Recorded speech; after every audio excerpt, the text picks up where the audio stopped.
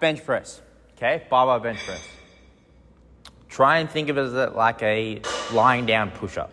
One of the best cues that I've started to use is try push yourself away from the bar. So imagine you've got someone that stinks really bad and you're trying to, get them away. You want to be actively pushing yourself into the bench and the bar away, or that stinky person away, okay? So for the setup, James going to lie down on the bench.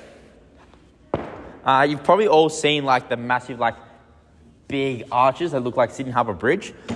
We probably don't need that level, but the general ideas of why we're doing that still exist, and still some things we want to replicate. And the main things that they're doing that with that big arch is they're setting their shoulders in place and creating lower body tension, okay?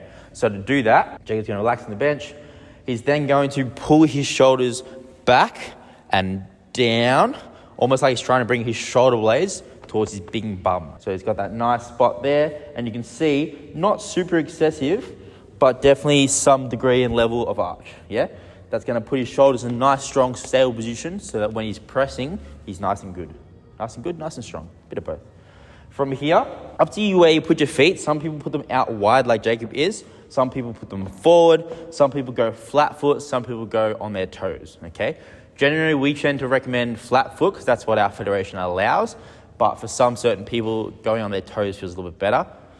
All that we want you to focus on doing though is wherever you put them, actively pushing your heels into the ground, okay? Same way a boxer doesn't just punch with their hands. They'll start from their feet, they'll twist and rotate into it.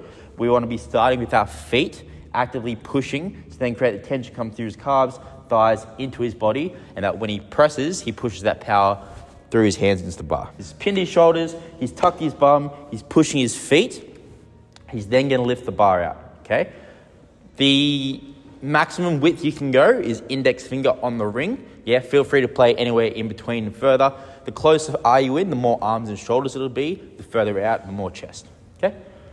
Where you feel comfortable, Jacob's gone ring finger on the ring. He's going to pull it out. We tend to recommend that when you set up, the bar's above eye level, so that when you pull it out, it doesn't have to come too far. He then brings it out so it's above his shoulders. He's going to start his descent, aiming for somewhere on his sternum, ideally the highest part of his chest, and then pushing up and back towards the rack. So notice if you watch here as he comes down, bar comes forward and then comes back. Yeah, it's not a straight up and down, it's a slight curve down, slight curve up, okay? What that allows is the bar to move nicely with his chest fibers, comes down to the highest part of his chest, and then pushes back in through his chest and then back to his starting point. Keeping elbows fairly tucked, not flared, like that. Pushing back up.